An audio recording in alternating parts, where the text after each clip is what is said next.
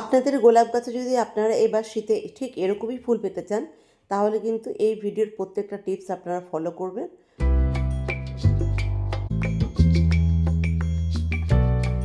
নমস্কার বন্ধুরা, আমি সোমা আর আপনারা দেখছেন green flower house Bengali version.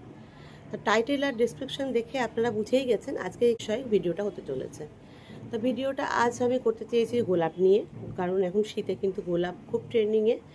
আর গোলাপ ভালোবাসে না এমন কোনো মানুষ নেই, এমন কোনো বাড়ি নেই যে তার বাড়িতে একটা গোলাপও নেই। গোলাপের এখন গুরুত্বপূর্ণ কিছু পরিচর্যা আমাদের এখন করতে হবে। আমি কিছুদিন আগে একটা ভিডিও আপলোড করেছিলাম, সেই ভিডিওতে আমি বলেছিলাম মালচিংয়ের 15 দিন পর ডরমেন্সি ব্রেক হবে, ডরমেন্সির 15 দিন পর প্রুনিং হবে। তা আমি আজকে আপনাদের সরাসরি লাইভ দেখাবো প্রুনিং কিভাবে করতে হয়, কোন ব্রাঞ্চ রাখার দরকার আছে আর কোন ব্রাঞ্চ কাটার দরকার আছে। আপনারা কিন্তু ভিডিওটা একটু স্কিপ করবেন না, স্কিপ না করে দেখুন, এটা আমার অনুরোধ রইল। যদি স্কিপ করে দেখেন তাহলে কিন্তু কিছু কিছু ইনফরমেশন আপনারা জানতে পারবেন, পুরো ইনফরমেশনটা আপনারা জানতে পারবেন না। কীভাবে সহজ গোলাপ করতে হয়, খুব কম কেয়ারে কীভাবে গোলাপ করতে হয় সেটা আমি নেক্সট ভিডিওতে দেখাবো। কারণ এখন প্রুনিংয়ের টাইম চলে এসছে, যখন গোলাপের গ্রোথের টাইম, ঠিক তখন আমি আপনাদের দেখাবো কীভাবে খুব সহজে আপনারা গোলাপ করতে পারবেন। তা আগে আমরা এই শীতকালে ফুলটা নিয়ে নিই। তো শীতকালে ফুলটা নেবার জন্য যেটা করতে হবে সেটা হলো এখন প্রুনিং করতে হবে। আর একটা বিশেষ কথা, যে এখন আমরা গোলাপে কী খাবার দেব আর কত দিন পর দেব, আর সবথেকে ইম্পর্টেন্ট, মোস্ট ইম্পর্টেন্ট একটা জিনিস সেটা হলো জল ম্যানেজমেন্ট, ওয়াটার ম্যানেজমেন্ট কীভাবে করতে হয় এই ভিডিওতে কিন্তু আপনারা জানতে পারবেন। কেন ওয়াটার ম্যানেজমেন্ট গোলাপকে দিতে হয়? গোলাপ তো জল প্রচুর ভালোবাসে, তো ময়েশ্চার থাকলে গোলাপ ভালো থাকবে, এটা আমরা সবাই জানি। কিন্তু এখন ম্যানেজমেন্ট কেন করতে হবে, কিসের জন্য জলটাকে আমরা ম্যানেজমেন্ট করব, বা জলটা কিভাবে দেব, দিলে ম্যানেজমেন্ট হবে, সেটাই আমি আজকে আপনাদের এই ভিডিওতে দেখিয়ে দেবো। তা বেশি কথা আর বললাম না, কথা না বাড়িয়ে চলুন ভিডিওতে যাওয়া যাক। চলুন বন্ধুরা, আমি একটা গাছ প্রুনিং করে আপনাদের দেখাচ্ছি। আমি যদি প্রত্যেকটা গাছ প্রুনিং করে দেখাতে যাই তাহলে কিন্তু ভিডিওটা অনেকটা বড় হয়ে যাবে। গোলাপ গাছের প্রুনিং কিন্তু যেমন তেমনভাবে করলে হয় না, গোলাপ গাছের প্রুনিং করারও টেকনিক আছে। কোন ব্রাঞ্চ রাখতে হবে, কোন গাছ কেটে বাদ দিতে হবে, সেটাই আজ এই ভিডিওতে দেখাবো। স্কিপ কিন্তু একদম করবেন না বন্ধুরা। আপনাদের যদি আমার ভিডিও ভালো লাগে তাহলে লাইক, শেয়ার, সাবস্ক্রাইব অবশ্যই করবেন। আর কমেন্ট তো অবশ্যই করবেন যে আমার ভিডিও আপনাদের কেমন লাগে, বা কোনো কোশ্চেন থাকলে। দেখুন আপনাদের সামনে একটা গাছ আছে, সেই গাছে একটা দড়ি দিয়ে বাঁধা আছে, খুব ঝাঁকড়া হয়ে গেছিলো, তাই আমি দড়ি দিয়ে বেঁধে রেখেছি, দড়িটা আমি কেটে দিলাম। এবার দেখুন এই একটা হেলদি ব্রাঞ্চ আছে, হেলদি ব্রাঞ্চের ওপরে আরও 2-3টে ব্রাঞ্চ এসেছে, কিন্তু এই ব্রাঞ্চগুলো একদমই হেলদি না, আর প্রচণ্ড সরু। তো ওই ব্রাঞ্চগুলো কিন্তু আপনারা রাখবেন না, ঠিক এরকমভাবে প্রুনিং করতে হবে।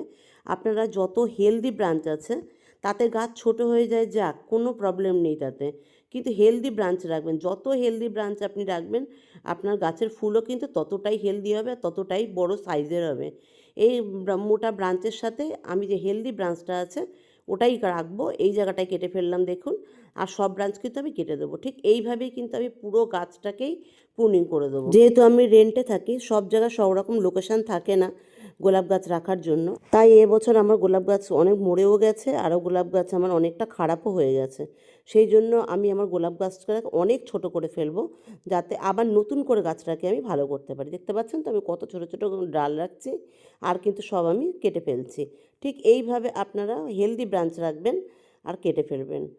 গোলাপ গাছ একটা এমন গাছ, ও কিন্তু খুব জল ভালোবাসে, সেন্ডার জল ভালোবাসে, আবার জল কিন্তু গোড়ায় যাতে নাও দাঁড়ায়। ওকে যদি আপনি শাওয়ারিং করে দেন, ওকে যদি আপনি সবসময় ময়েশ্চার মেনটেন রাখেন সেন্ডারের গাছে বা বালির গাছে, বালিতেও আপনি গাছ বসাতে পারেন, তাহলে কিন্তু ও খুব ভালো থাকে। আর আমার বিশ্বাস যে আমি সামনের বছরের মধ্যে এই গাছগুলো আপনাদের প্রচুর পরিমাণে ঝাঁকড়া করতে পারবো। এর দুটো জিনিস মেনটেন করতে হয়, এক হলো এর ময়েশ্চার মেনটেন করতে হয় জল, আর এক হচ্ছে পিএইচ ব্যালেন্স ঠিক রাখতে হয়। এই দুটো যদি আপনি ঠিক রাখতে পারেন, আপনাকে কোনো খাবার দেওয়ার দরকার নেই, এমনিতেই কিন্তু গাছ অনেক ভালো আর অনেক বুশি হয়ে যাবে। আমার একটা হিন্দি চ্যানেল আছে ফ্লাওয়ার হাউস বলে, সেই চ্যানেলে যারা ভিডিও দেখে, ওটা 3 বছর 4 বছর পুরনো চ্যানেল, তো ওই চ্যানেলে যে ভিডিও দেখেছে আমার গোলাপের, বছর 2 আগের কথাই বলছি, প্রচুর পরিমাণে আমার গাছ বুশি ছিল, আর প্রচুর পরিমাণে আমার গাছ ভালো ছিল। তখন আমার কাছে 42 থেকে 43টা গাছ ছিল। মাঝখানে আমি খুব অসুস্থ হয়ে পড়ি, অসুস্থ হয়ে পড়ার কারণে আমার শরীর প্রচণ্ড খারাপ হয়ে যায়, আমি গোলাপের কেয়ার করতে পারি না, জল দিতে পারি না, তাই আমার গোলাপ গাছ অর্ধেকের বেশি মরে গেছে, আর গোলাপের গাছের অবস্থা ঠিক এরকম হয়েছে। যাই হোক বন্ধুরা, দেখুন আমি আপনাদের সঙ্গে কথা বলতে সব গাছ প্রুনিং করে নিয়েছি, সব গাছ প্রুনিং করে এই গাছটা দেখতে পাচ্ছেন সামনে, এর জোরে কটা ব্রাঞ্চ আছে, সবই হেলদি ব্রাঞ্চ। এবার এই ব্রাঞ্চ থেকে যেই ফুল বেরোবে সেই ফুল হেলদি হবে আর বড় সাইজের হবে, আর এই ব্রাঞ্চ থেকে যেই ব্রাঞ্চ বেরোবে সেই ব্রাঞ্চও হেলদি হবে। গোলাপ গাছ করতে গেলে কিন্তু প্রচণ্ড ধৈর্যের ব্যাপার, প্রচণ্ড ধৈর্য রাখতে হয়। যারা ধৈর্য রাখতে না পারে তারা গোলাপ গাছ কখনোই করতে পারবে না। এবার বলবো ওয়াটার ম্যানেজমেন্ট, কিভাবে আপনি এর মধ্যে জল দেবেন আর কতটুকু জল দেবেন ঠিক এই টাইমটায়। গোলাপ গাছের জলের ব্যাপারে তো বলার কোনো প্রয়োজনই নেই, কিন্তু এই টাইমটা কেন জলের কথা বলবো সেটাও আমি আপনাদের এই ভিডিওতেই জানিয়ে দেবো। গোলাপ গাছে কিন্তু এই টাইমে অন্তত 10 দিন, যতদিন না নতুন শুট বেরোয় ততদিন কিন্তু খুব খুব কম জল দিতে হবে। কারণ এই যে ডালগুলো কেটেছি আমি ফাঙ্গিসাইড দিইনি, কারণ আমি সয়েলে মাইক্রোরাইজার দিয়েছিলাম। মাইক্রোরাইজার কিন্তু শুধু রুটেই নয় ব্রাঞ্চেও কাজ করে। তারপর যদি আমি এর মধ্যে বেশি জল দিই, বেশি জল দিলে পরেই কিন্তু ডাইব্যাক হয়ে যাবে এই ব্রাঞ্চগুলোতে। সেই জন্য কিন্তু কখনোই আপনি অন্তত প্রুনিং করার 10 দিন পর্যন্ত জল দেবেন না বেশি। জল তো অবশ্যই দিতে হবে, কিভাবে দিতে হবে সেটা আমি আপনাদের লাইভ প্রুফ দেখাবো আজকে। তা ভিডিও কিন্তু একদম স্কিপ করবেন না, যদি স্কিপ করেন তাহলে অনেক ইম্পর্টেন্ট টপিক কিন্তু আপনারা মিস করবেন। তাই ভিডিওটা না স্কিপ করে দেখার অনুরোধ রইল বন্ধুরা। প্রুনিং করা 8 থেকে 10 দিনের মধ্যে কিন্তু নতুন শুট বের হয়ে যায়, নতুন পাতাও বের হয়ে যায়। তাই এই কদিন আপনি জল দেবেন স্প্রে করে।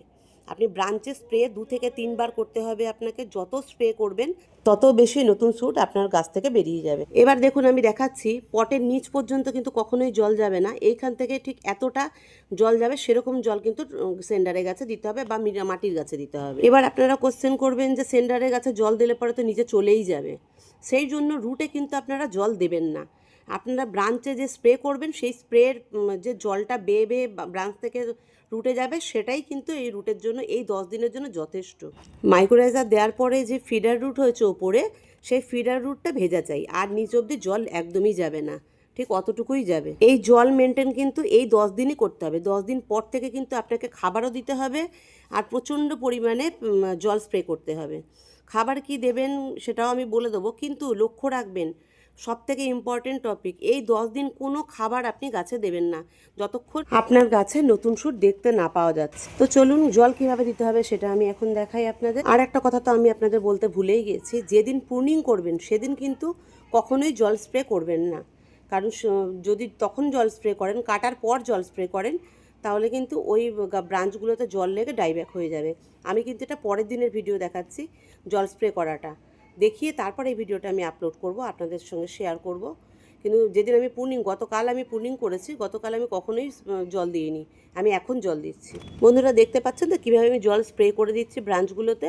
ওই ব্রাঞ্চগুলোতে জল স্প্রে করে দেবেন, দেখবেন রুটে যতটুকু আমি বলেছি ফিডার রুট অবধি জল যাবে, তার থেকে বেশি জল যাবে না। রুটে যদি আপনি আলাদা করে জল দেন তাহলে ও নিচে বেরোবে। কীভাবে করতে হয় বন্ধুরা আমি আপনাদের দেখিয়ে দিলাম। এবার কথায় আসি ভাইটালাইজার, কোন খাবার কোন সার আমরা গাছে এখন এই টাইমে প্রয়োগ করব।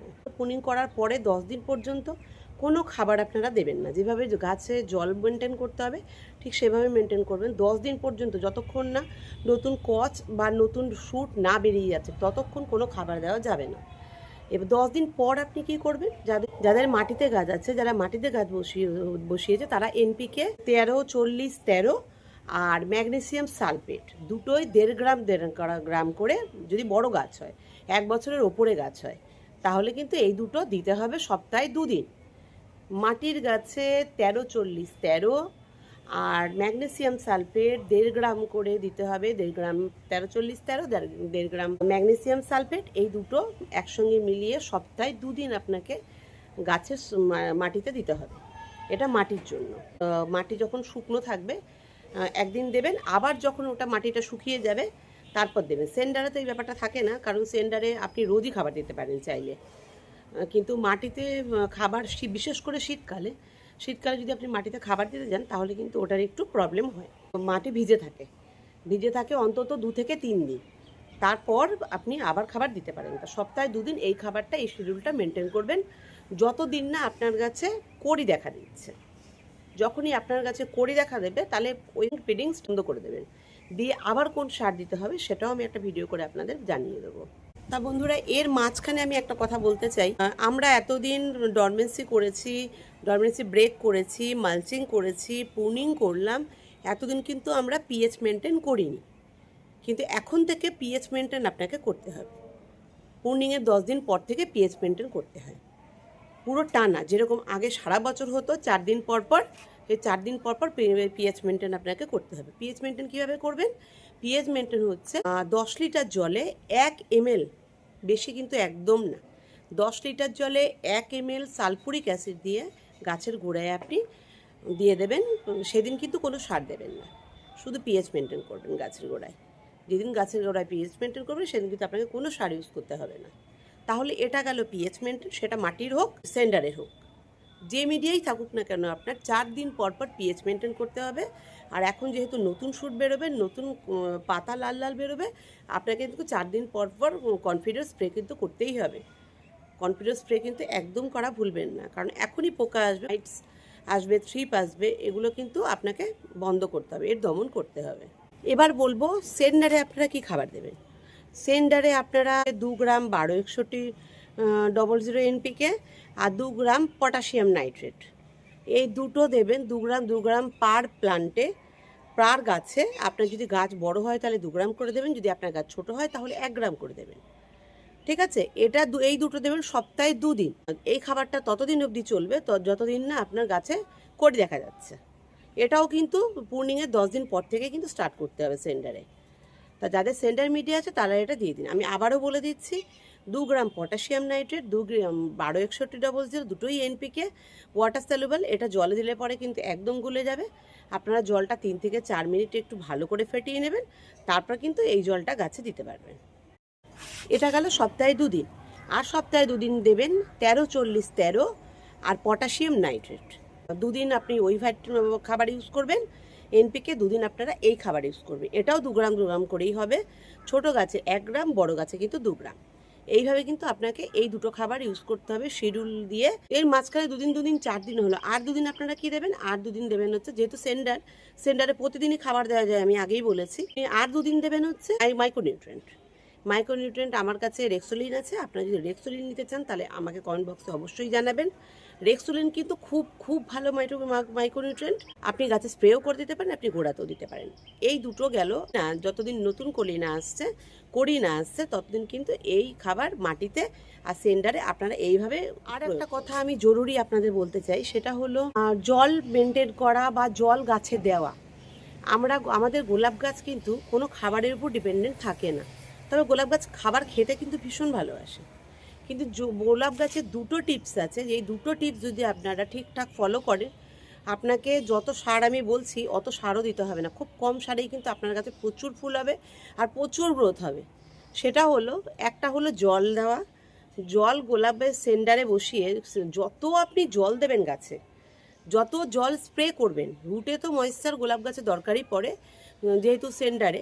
আর মাটির হলে পরে মাটিতে তো জল একবার দিলেই, শীতে আর জল দিতে হয় না। আর গরমে তো আপনি মাটিতে রোজই জল দিতে পারবেন, তাতে কোনো প্রবলেম হয় না। কিন্তু স্প্রে যদি আপনি দিনে 3 থেকে 4 বার গাছের করেন, জল স্প্রে করেন, তাহলে কিন্তু ওই গাছে অনেক সার না দিলেও চলে। আর একটা টিপস হলো, ওটা হলো পিএইচ মেনটেন। আপনি যদি পিএইচ মেনটেন করেন, আমার অনেক গাছ পিএইচ মেনটেন কারণে কিন্তু গোলাপ গাছ বেঁচে গেছে। এর আগে আমি ভিডিও দিয়েছি আমার হিন্দি চ্যানেলে, সেখানে দেখিয়েছি পিএইচ মেনটেন কারণে কিন্তু আমার মরা গাছও বেঁচে গেছে। মনে যাবে ভাব, সেই গাছও কিন্তু বেঁচে গেছে। এই 4 দিন পর পর যদি আপনারা এই পিএইচ মেনটেনটা করতে পারেন, তাহলে কিন্তু গোলাপ গাছে আর কিছুর প্রয়োজন পড়ে না। এটাই কিন্তু আপনারা ফুল নিতে পারবেন। তবে আমরা যেহেতু পট কালচারে করি, ছোট একটা জায়গায় শিকড় ছড়াতে বেশি পারে না, সেই কারণে আমাদের এত সার ইউজ করতে হয়। যদি আমরা পট কালচার না করতাম তাহলে কিন্তু গোলাপ গাছে এত সার দেওয়ার প্রয়োজন পড়ে না। হ্যাঁ, গোলাপ গাছের রোগ বেশি হয়, যেমন পোকা খুব তাড়াতাড়ি ধরে, মাইটস ধরে, থ্রিপস ধরে, ডাইব্যাক হয়, এগুলো কিন্তু গোলাপ গাছের রোগ হবেই হবে। আপনি যতই সার স্প্রে করুন, যতই ইনসেকটিসাইড স্প্রে করুন, যতই ফাঙ্গিসাইড করুন, অল্প হলেও হবে, কিন্তু হবে। তবে বন্ধুরা, আজকে আমি অনেক কথা বলে ভিডিওটা অনেক বড় হয়তো করে ফেললাম, আমার কথাটা হয়তো আপনাদের জ্ঞান মনে হচ্ছে। তবে একবার একটু অন্তত আমার কথায় ফলো করে দেখবেন। গরম থেকে শুরু করে ফেব্রুয়ারিতে রিপোর্টিং আমি করি, ফেব্রুয়ারি রিপোর্টিং করার পর থেকে স্টার্ট করে দেখুন। আপনার গাছ যদি ভালো না হয়, আপনি কমেন্টে জানাবেন, যেভাবে আমি বলেছি কমেন্টে জানাবেন, আমি ভিডিও করাই ছেড়ে দেবো। যারা এখনও সাবস্ক্রাইব করেননি তারা কিন্তু সাবস্ক্রাইব করে দিন, আর বেল আইকন থাকলে বেল আইকন প্রেস করে দিন, তাহলে আমার যত ভিডিও আছে আপনাদের কাছে নোটিফিকেশন সবার আগে চলে যাবে।